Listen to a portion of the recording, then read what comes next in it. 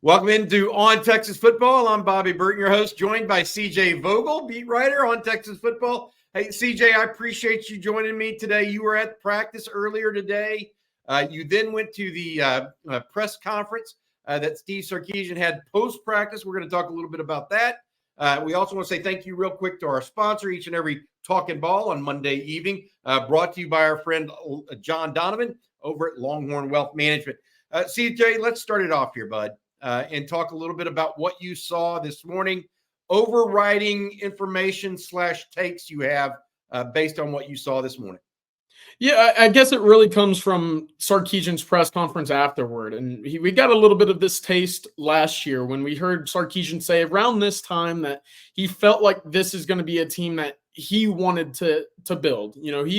This team looks like it looked, how he wants it to look like, if that makes sense. And you see it a little bit more this year. You have athleticism on the edges. The safety spot looks completely new, and yet there still remains that speed and explosiveness in your running back and wide receiver room. And we look at the tight end spot. There's plenty to be excited about there as well. So I guess that really is the number one thing that I've taken away through 4 practices so far. Sarkisian is looking at his team very comfortably, and when it comes to the depth and also the experience and production that he's had on the field that's returning and coming in from the portal as well. Right now, you go position by position, and I know that there's some question marks at defensive tackle, maybe linebacker as well in terms of who's going to be that guy right there next to Anthony Hill. But you can look everywhere across the board.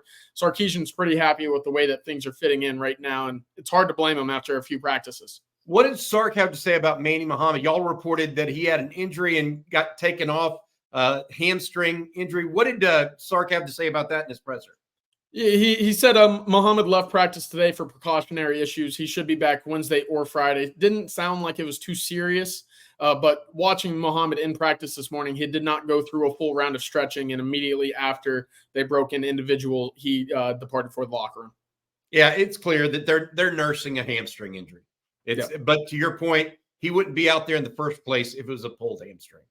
So It's probably some hamstring tightness, making sure things are going on. That's actually good news. I know when I talk about injuries, I'm not talking about soft tissue injuries like that just take time to heal. I'm talking about major injuries, knees, shoulders that are going to take months and months to rehabilitate. Right. All right. One of the other things I wanted to mention, we've got about 7 or 8 different things that we're going to talk about here today. Anthony Hill. And what did he have to say about him? Because I want to get your take, because what I heard from that press conference may be slightly different than you. What did you hear when Sark talked about Anthony Hill? Yeah, the question was whether or not Anthony Hill was going to be your starting middle linebacker, which I would presume would be the Mike. Whether or not he would stay there, or you can kind of unplant him a little bit, unlock him, and use him in those different variety ways that we saw last year, coming off the edge, up the middle, at the outside linebacker spot. Sarkisian essentially said, if Texas played the game tomorrow, Anthony Hill would be your starting middle linebacker, and then added, fortunately, we don't have to play a game tomorrow, which to me thinks that Texas defensive staff wants to try some different things out, get some different looks in at that linebacker spot to really unlock the best 11 on the field and give Anthony Hill the opportunity to use his extreme athleticism and talent to make plays across the field rather than being constricted to just that one spot in the middle. Again, you look at some of his biggest plays from a year ago, what was he doing? He was blitzing, he was coming off the edges. They used him up the middle, kind of lining up right over the center to give kind of that notion of a blitz immediately after the snap. He's a very, very talented ball player, and to leave him at one spot or kind of lock him in, I think would be doing a disservice to him as a prospect. But for Sarkisian, it's a good problem to have because he's a great player. So I'm interested to see just how creative they get this spring, because, again, right now they're still in that kind of install early phase 4 practices in. Well, I think that he's going to go from being one of the guys to being the guy. Yeah. He had a special role last season in that he was the young guy that got brought along, got him put in position to succeed, and did so and made the most of it, right? While Jalen Ford was the consistent force, right? Yes. He was the reliable guy. Now Anthony Hill's got a little bit of both going on for himself. He not only has to be Mr. Reliable, he may also end up, because of who he is and how good he is, he may end up being that plus player or that plus factor as well. All right. He also talked a little bit about the receivers. But before I talk about that, I want to say thank you to John Donovan, our sponsor. John is a certified financial planner who has spent more than 30 years providing investment, retirement, insurance, and estate planning services and solutions to his clients. His firm is dedicated to providing total wealth management for Texas alums, employees, families, and friends. John wants to say congratulations to the UT women's basketball team and great luck as they move to the Sweet 16 in pursuit of making their own history and winning their first national championship since 1986. Speaking of winning, Longhorn Wealth wants to offer you a free 90-minute consultation. Please call John and his team at Longhorn Wealth, 972-707-4900, or visit longhornwealth.net for your free 90-minute consultation. All right, wide receivers for you, CJ. Sark called out three of the guys, not just wide receivers, but receivers in general, the three newcomers he was asked about and was pretty point blank about: Isaiah Bond, Matthew Golden, Amari Niblack. Yeah, essentially just said, I see them being all fantastic players is the word that he used this fall for Niblack, Bond, and Matthew Golden. Hey, I wanted to say, when you watch these guys in practice, they each bring a different set of skills, I think. And it's very unique when you watch them run their routes. Matthew Golden is tremendously smooth in and out of his breaks. He has very strong hands at the point of attack. You rarely see him catching the back half of a football, which as a wide receiver, that's very important. You want to attack, catch the fat of it as it comes to you. He's shown great hands throughout the media availabilities that we have seen so far this spring. Isaiah Bond, of course, the 10.6, 10.7 speed, probably faster than that even. You see it whenever we talk about those deep passes. And I know we've talked about A.D. Mitchell and Xavier Worthy in the past, but watching Isaiah Bond and just how quickly he can get to that top speed, there's a reason why those deep passes look so consistently accurate now in spring ball rather than a year ago. Really encouraging. And I think we're starting to see a little bit more of the reins being taken off of Amari Niblack right now. Today, especially watching him run some of those deep crossing routes that he kind of made his money worth last year at Alabama. I mean, he just gallops across the field. It looks so smooth.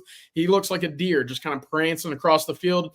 Very long strides, smooth hands, and it doesn't look like when the ball gets near him, it takes much away from his stride when it goes to catching the football and continuing in his stride. So really encouraging early moments so far for those three guys. And again, Sarkisian has big plans for them, and you can see them all over the field, I would bet, when August 31st comes rolling around.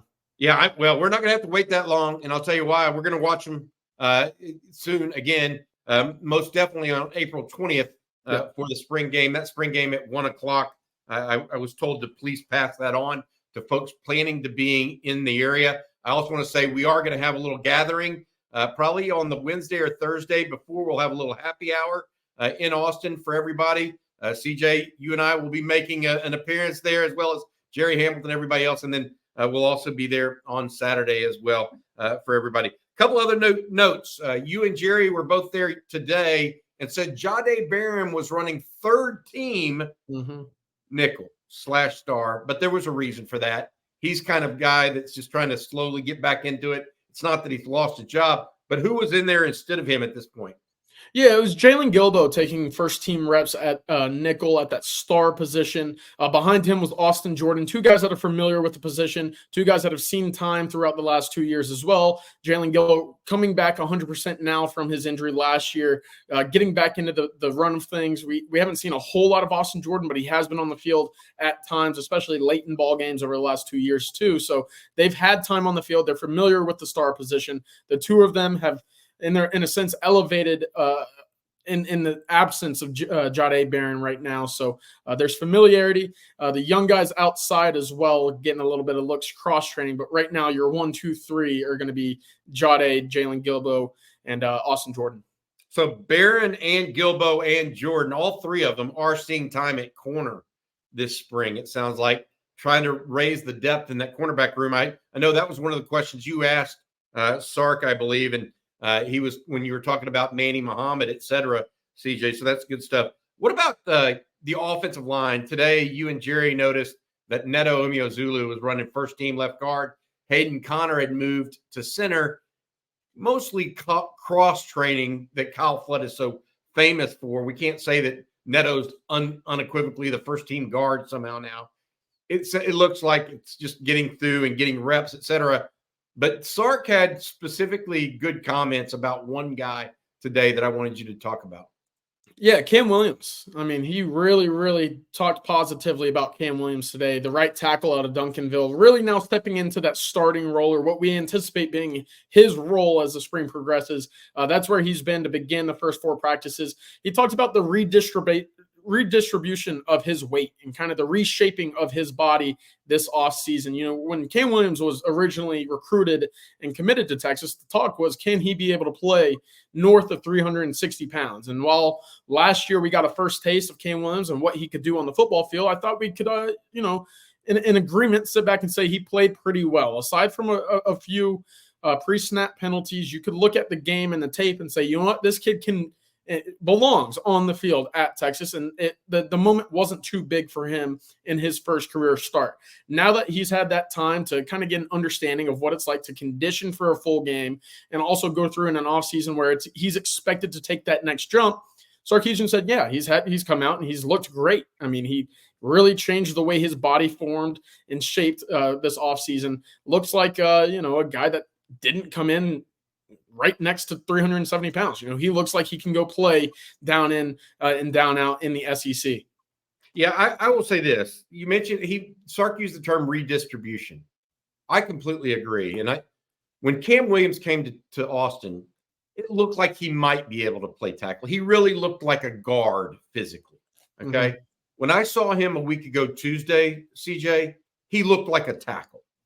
He looks, I don't know how 350 pounds looks sleek, but you know what I mean by that, right? There's no protruding belly. There's no look unnaturally overweight, etc.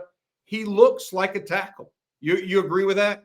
Yeah, it's weird to say someone can fill out 360 well, but he does, and he looks like he can, for that matter, go play basketball and look like he wouldn't be completely out of the blue in that sport. He looks like he can move very well. I also wanted to mention Christian Jones around this time last year. You really saw that body transformation immediately on the practice field whenever we were there for spring ball. Whatever it is that Torrey Beckton and his staff are doing with this offensive lineman, I mean, you can see it immediately. And this year, Cam Williams is that guy where you can look at and say, yep, I know it. DJ Campbell as well.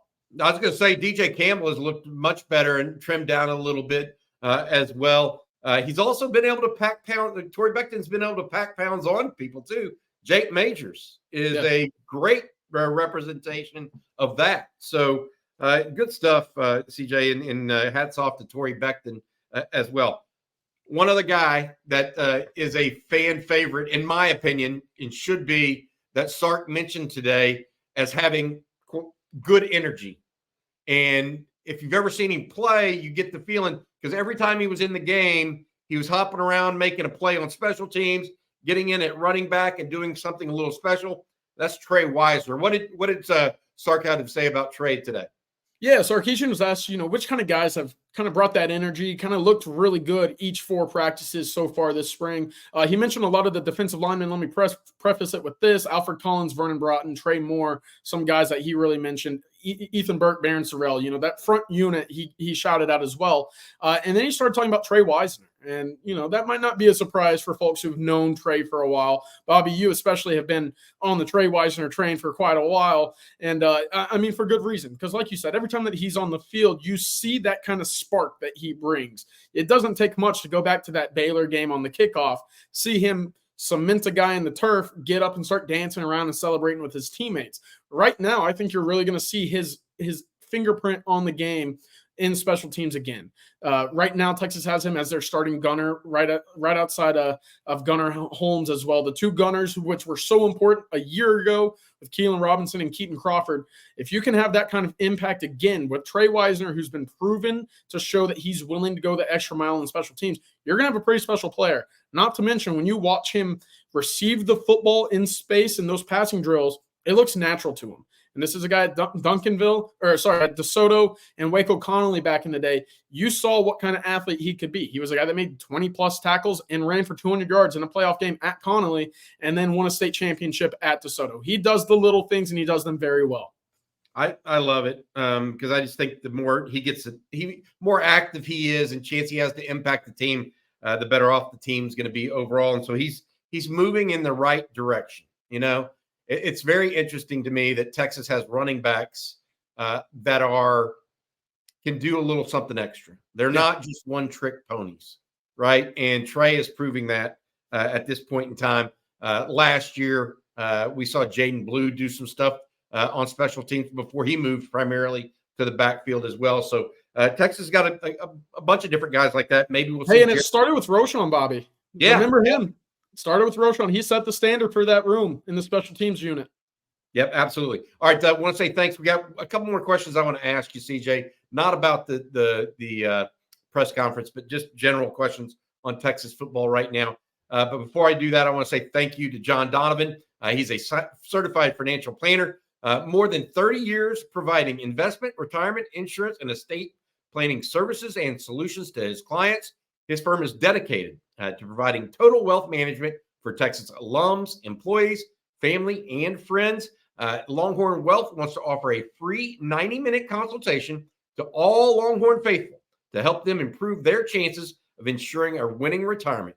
Please call John and his team at Longhorn Wealth at 972-707-4900 or visit longhornwealth.net for your free 90-minute consultation to explore how he can help you achieve truly tax-optimized financial independence. And he wants to say, hook them to all the folks out there as well. Hey, CJ, I've been thinking about this and wanted to find the right way to ask you. And I think this is a kind of the forum to do that. Your take right now on the Longhorns' athleticism. I asked Jerry about this and got his take on the depth. I've asked you a little bit about it. Is defensive tackle the only position group where you say, look, they're just not as good as last year? Like, has Texas replaced the receivers well enough?